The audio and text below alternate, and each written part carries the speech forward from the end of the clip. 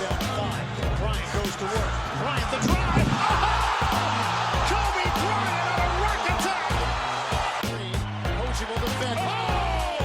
LeBron James with no regard for human life. Iguodala to Curry. Back to Iguodala. Up for the layup. Oh, blocked by James. Here comes McCready. Oh, he just sucked the gravity right out of the building. I like my meatballs spicy. Irving and Curry, one-on-one. Irving puts it up. It's good. Kyrie Irving from downtown. Young man, please use Breacher Report. I said, young man. ESPN's a snore, and welcome to the next episode of Hoop There It Is podcast. Hello. I actually really like that intro. Like, that was off the cuff. I hit record and it just went that way, and I'm a fan. Okay. Okay. I like songs. They're nice. Anyways, how has y'all's day been? I guess that's how we're going to start this. I don't know. It's Sunday. It's First happy, week of happy football. opening football, yeah. So, Yeah. What is that sport again? it's the one, well, they don't actually use their feet. It's a Canadian sport, right? Mm-hmm. Gotcha. I'm pretty Yeah. sure the Canadians do play that sport. I thought they only played hockey. Huh? Yeah, they just play hockey and drink maple syrup. That's it. I love maple syrup. Who doesn't? Hey, if you don't like maple syrup, Fuck please you. let us know on Twitter. And also, fuck you. Guys, we took a week off from last week. It was Labor Day.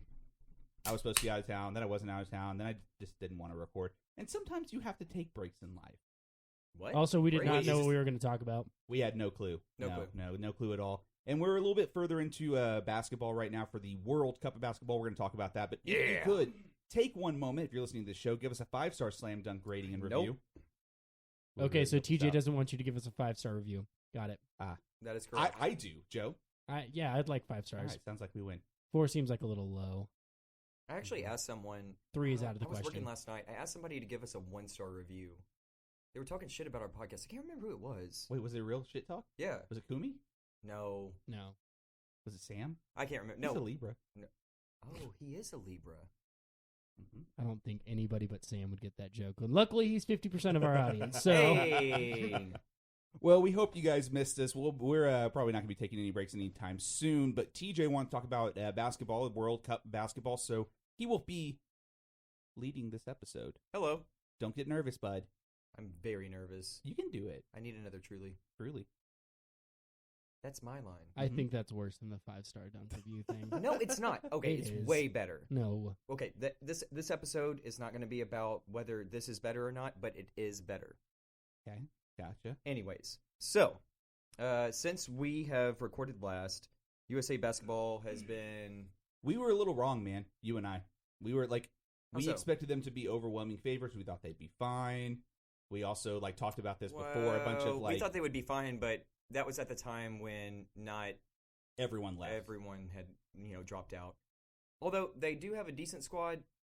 Tatum got injured though. That's a Tatum bummer. got injured And that's- in the Turkey game, which let's go ahead and start off with that. First group stage. Yikes. That game was a nail biter. USA, Kemba balled out. Kemba is obviously the leader of this team right now. He's playing great basketball. However, Tatum did get injured in that game against Turkey, if I'm not mistaken. And that pulls one of the benefits that you and I were talking about. Like, this is great. Kemba and Tatum are going to get to play together. Right. Tatum's not going to get hurt. Marcus probably. Smart as well. And Marcus Smart is banged up. Right. And we were like, this is great because they're going to get some, it's going to go into the NBA season. And now Tatum's out and Kemba's balling out. But, I mean, Kemba's been balling out for Team USA for years now. Yeah. Years. But this, I think he's at a different level of balling out right now. I Completely for agree. sure.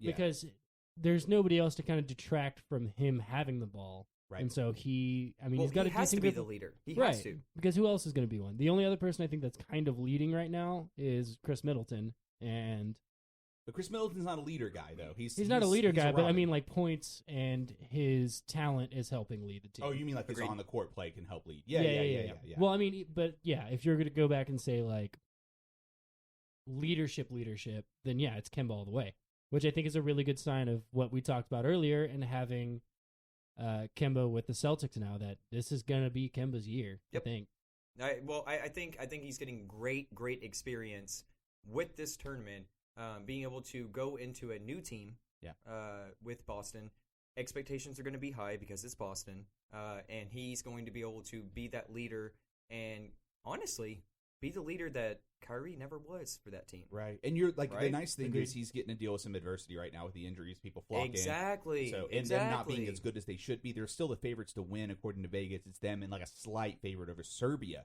which throws me the Serbia. fuck off. Yeah, right? All right. Spain's the third favorite, which, okay, yeah, Spain's been That's great pretty at basketball. normal. Yeah, It's generally in the Olympics. It's always us and Spain. Argentina. Enrique Rubio. Is he still playing for them? I think so. I never know on the national stage. Yeah. Like I don't really international pay stage. attention. I pay attention to like, our team. hey, just as a clarification, none of us really pay attention much to the national basketball stage. We usually pay attention to NBA. However, just because USA basketball is actually kind of having to fight and scrap this Yeah. year, I think it's extremely important to see how these young guys actually respond to adversity. Yeah. On a national basketball stage, because there's a ton of people throughout the entire world that want to see USA basketball fail. Yeah. Let's talk about that Turkey game, though. Let's talk about the fact that that did have to go to Tatum hitting free throws Hey. in 2.1 seconds. TJ is leading this episode.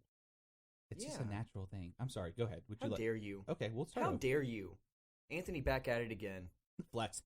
Okay, so final score ended up being 93-92 in overtime.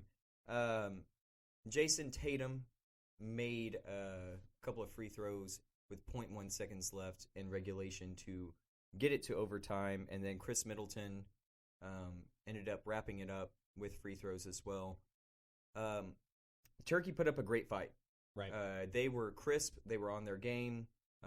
I didn't get to watch the entire game, but I did watch some of the highlights of what I didn't get to watch, and Turkey looked really fucking good. They really did. Ricky Turkey should have Rubio won that is game. on the team. He is on Spain. Sorry, jumping back. Yep. Ricky Rubio No is worries. on Spain's team. Turkey looked great. They looked like they belonged, and honestly, that was the one trap game that I think USA had to get through right now up In until group this stage, point. yeah. Up until this point, and they were able to do it. Growing experience. You have your boys Tatum and Middleton hitting clutch free throws to get them past. It's a good look for USA basketball. However, of course, us being spoiled basketball fans, we're going to say, why were they even close with Turkey? I get it. But regardless, they got the W. So is that a sign? I like that. I think it's a segue to a good question. Is that a sign of the basketball like talent on a world stage getting better, or is that just us being spoiled fans? Us being spoiled fans. I'd say a little bit of both. I mean, I sure, think- 'Cause sure. There's been this Because big... well, look at our winners of all of the major titles this year. Giannis got MVP. Right. Yeah. Luka got Rookie Player of the Year. I think Defensive Player of the Year was somebody that's not from the U.S. Let me look it up. Yeah, look it up real quick. I never really pay attention to Defensive Player of the Year, even though I should. Like most of the award winners this year were international. Right. So, Well, the NBA is definitely transitioning. and as into Anthony's more looking and this more, up, I really hope I'm right. It was Rudy Gobert. Rudy Gobert. No. So no, you Yeah. were Well, look at the rest of them. Rudy Gobert. The Draymond rest, Green before that. the rest of the awards this year, you fuck. he just wants to prove you wrong. That's all. That's this all podcast both is. of you want to do. How dare you? I've been agreeing with you. Hey, you I just apologize. You clipped. Calm down. We're professionals here. Oh, I had sorry. you up too loud. It's my fault. Yeah, don't blame me. I don't know anything about tech. But yeah, but, you might as well call us the Clippers. Boo. Boo this man. What? Everybody go on Twitter and boo TJ. Just tweet at him. Cheesy boo. Whiz. At Cheesy Whiz. Mhm. Boo you.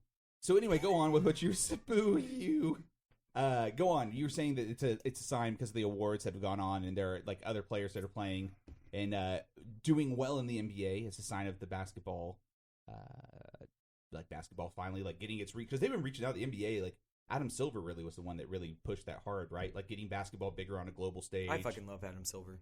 I really do. Yeah, for sure. Yeah, especially when we have other leagues that are run by other people that are really awful. People should Yeah. really take a moment to appreciate Adam Silver. I agree. But they've been doing this thing where they have like tried to make basketball without borders. I think is what it is. Is that what the name of that outreach program is? I Where they believe so. try- Yeah.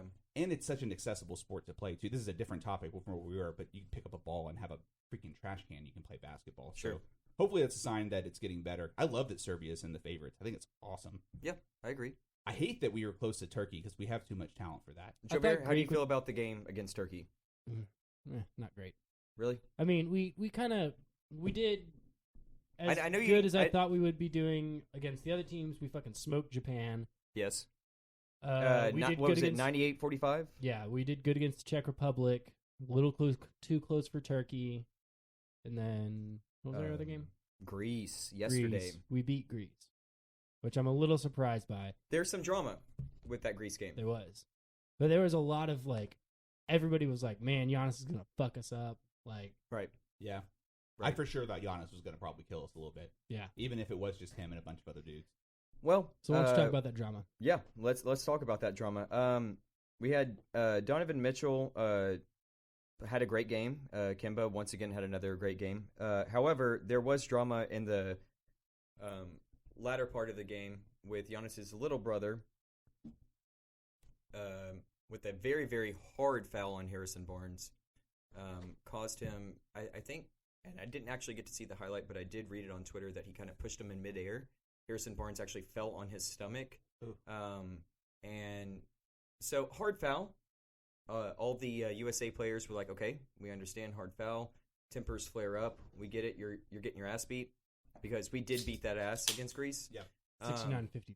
That is correct. Cool. And it wasn't ever close, but the fact that Giannis' little brother actually never apologized for the hard foul is what a lot of the USA players had a beef with. And so then they started going to Giannis and talking shit. Well, Giannis got pissed, and then, of course, his little brother got pissed, and then there was a bunch of drama with that. It's going to be interesting to see. Also, Giannis. Giannis's younger brother can't be talking shit. He scored 1 point in that fucking game. Also, 1 point, 2 rebounds, he was 2 in the G assists. League. He's in the G League. Yeah, go fuck yourself. Yeah, he's in the that's G League. right. Because he was on Mavs for like a He was on the minute. Mavs for Yeah. a whole hot minute, yeah. And then we released him because he's not that great. I think he got. Well, I thought he got taken by the Warriors and then put into the G League. Probably. No, he was on our G League team originally for the Mavs. Right, and then he got released, and I And thought then the he got Warriors released. picked him I up. thought it was the Lakers. I could be wrong. It might about have been the that. Lakers. I thought it You're was right. the Lakers. It's somebody over there. But regardless, he's still in the G League. So it doesn't really matter what team he's with. With Greece being somewhat of the favorite, it's good to see USA beat that ass. But with that drama, I'm interested to see. I'm sure tempers will kind of come down by the time that NBA season comes around. But I wonder who's going to hold the grudge. Oh, I want to see it. I want to see the drama fold over. I really do. Does it ever fold over from the Basketball World Cup? I feel like it really doesn't. Well, there's really But it's not like- generally This is there's no also- drama with USA basketball in World Cup because they just own everyone. yeah. This is Yeah. one of the first times in a long time that we have actual drama of, USA basketball being pretty scrappy and like having a chip on their shoulder. So we're talking about how like USA basketball, like we're spoiled basketball fans. You know why?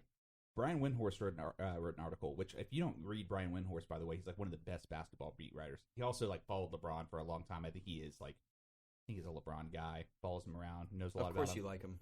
Well, no, he's just a good sports writer. But he apparently in 2014 in the World Cup in Spain, we averaged 105 points a game with Irving, James Harden, Steph Curry, and Klay Thompson. Ugh, what a nasty roster. 46% on Jesus. 3-pointers. 46% on threes is what we averaged. 2012, they were just a little bit better. Mm-hmm. Kobe, LeBron, Durant, Carmelo Anthony, and James Harden averaged 116 points a game. Yep. I miss watching that basketball. Wow. Where it's literally just a scrimmage for all of our guys to Yep. show off. Well, to Yep. put it into perspective right now, and the reason why people are freaking out, like we were talking about, 87 points a game, which is eighth in the best. It's the eighth best in a 32-team league. It's not good. They're 20th in field goal percentage at 42.6% and 18th in 3-point percentage at 32.8. Not only by our standards are they not good, they're just very mediocre. Period.